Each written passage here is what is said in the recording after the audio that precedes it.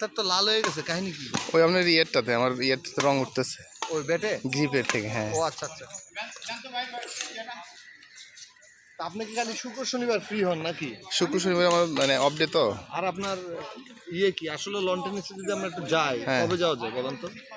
বিকালের দিকে যাওয়া